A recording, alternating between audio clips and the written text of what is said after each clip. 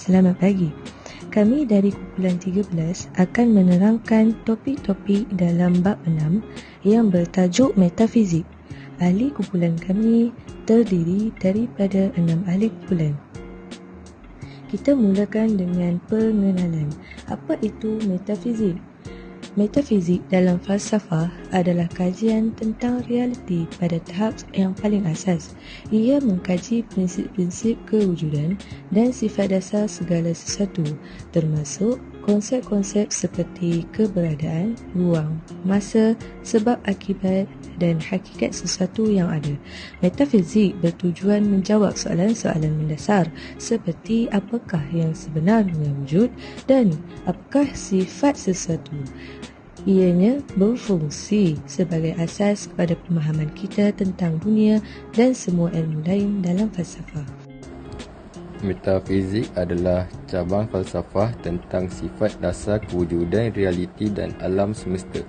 Istilah ini berasal dari bahasa Yunani meta yang bermaksud di sebalik atau selepas dan fizika yang bermaksud alam.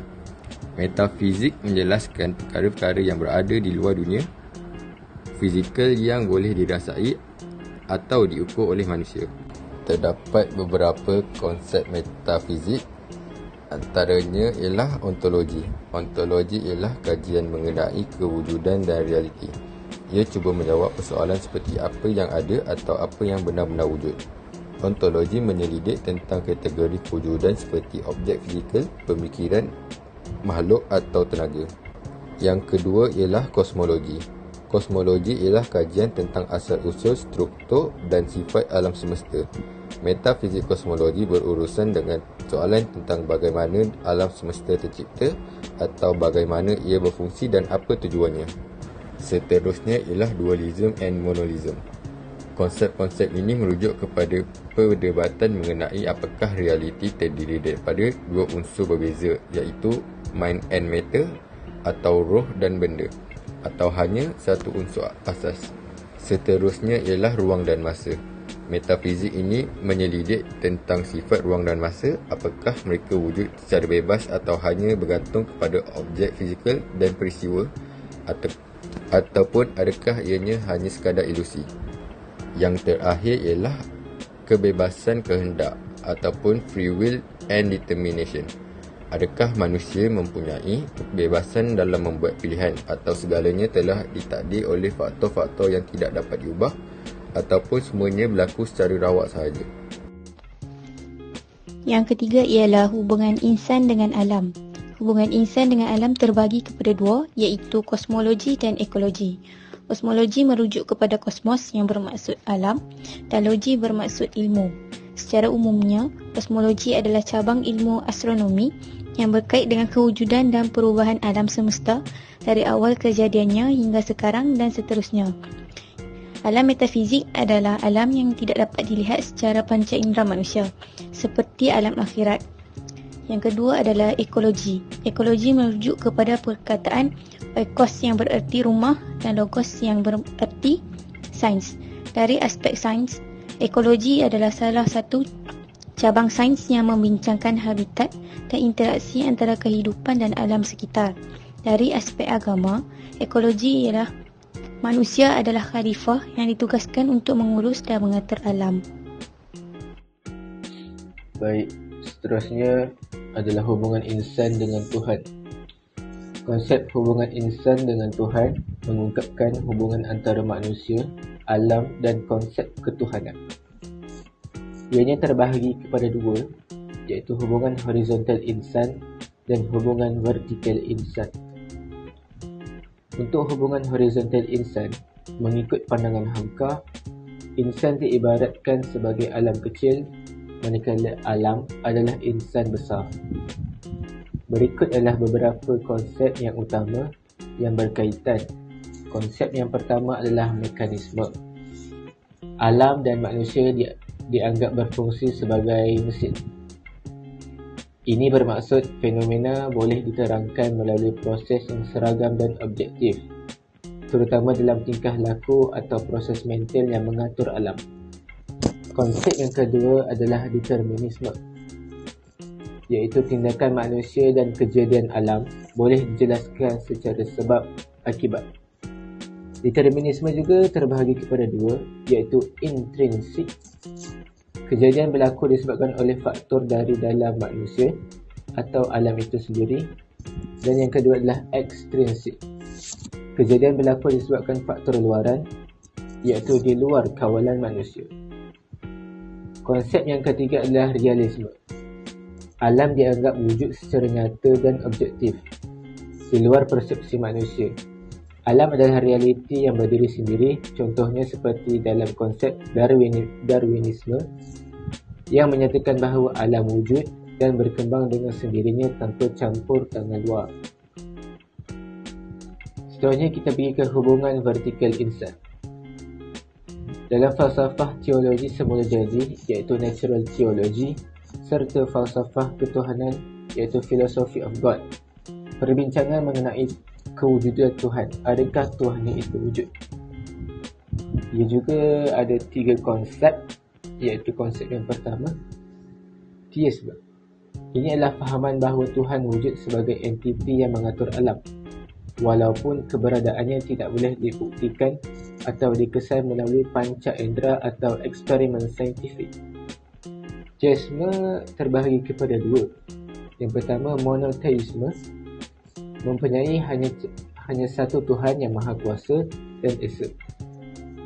Dan polytheisme, ini adalah kepercayaan bahawa terdapat banyak Tuhan atau dewa yang masing-masing memiliki kuasa tersendiri dan mungkin bertanggungjawab terhadap aspek-aspek tertentu dalam alam semesta. Konsep yang kedua adalah atheisme, fahaman yang menolak kewujudan Tuhan. Atheisme berpandangan bahawa segala fenomena yang terjadi di alam boleh dijelaskan melalui sains dan hukum-hukum alam tanpa memerlukan konsep ketuhanan. Dan konsep yang ketiga adalah atheist agnosticism, iaitu ragu-ragu, di mana seseorang tidak sepenuhnya menerima atau menolak Tuhan tetapi bersikap ragu-ragu atau tidak yakin. Sistem-sistem metafizik. Secara umumnya, perbahasan tentang metafizik berkisar sekitar masalah ruang dan masa, sebab dan akibat serta benda dan sifat. Dalam bahagian ini akan dibincangkan cabang metafizik yang utama, iaitu mekanisme, determinism, idealism, realism dan indeterminism. Mekanisme ialah proses mental untuk menerangkan sesuatu fenomena itu membayangkan kelakuan yang seragam yang boleh diterangkan dengan mudah dan saling berkait. Determinism, ia boleh ditakdirkan sebagai satu fahaman falsafah yang menyatakan bahawa segala tindakan manusia boleh diterangkan secara sebab-musabab, psikologi, sosiologi atau lain-lain. Seterusnya, indeterminism, antitesis kepada determinism. Mengikut kefahaman ini, tidak semua tindak tanduk manusia boleh diterangkan secara sebab dan akibat kerana manusia mempunyai hak untuk bebas memilih free will dan menentukan kemahuannya. Idealism ialah nama untuk teori-teori falsafah yang berlandaskan kepada pendapat yang menyatakan bahawa dunia luaran, external world, hanyalah gambaran akal. Realism merupakan suatu doktrin yang menyatakan bahawa alam sejagat ini wujud secara nyata dan objektif. Seterusnya, metafizik untuk kemajuan ilmu.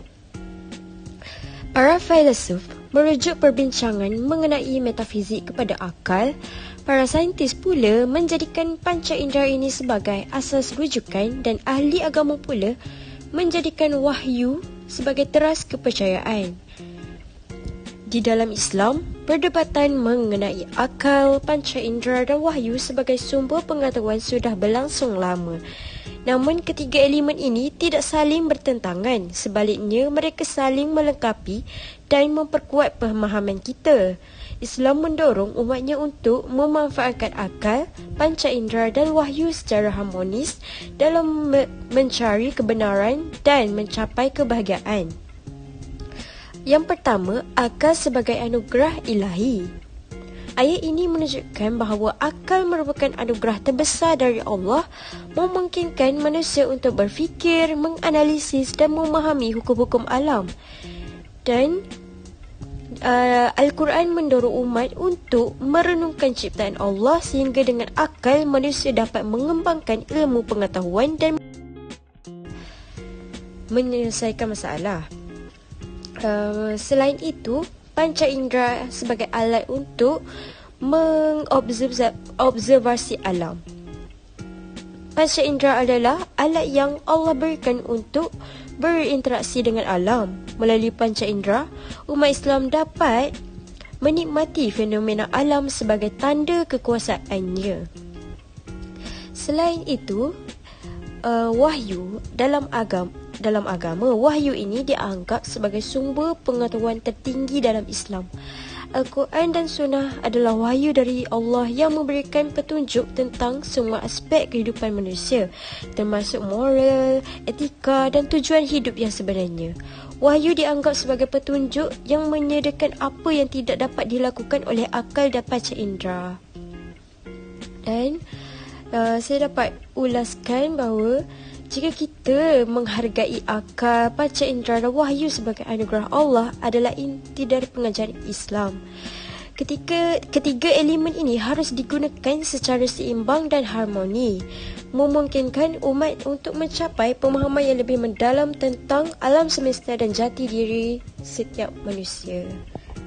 Pendedahan kepada konsep manusia dalam memahami hubungan insan dengan alam dan juga pencipta dapat membantu kita menggapai matlamat kehidupan yang sebenar, dan juga kefahaman tentang kewujudan pelbagai sistem metafizik yang dianuti dan diikuti itu sendiri oleh manusia itu sendiri sangat penting dalam membuat penilaian tentang kebenaran secara ilmiah.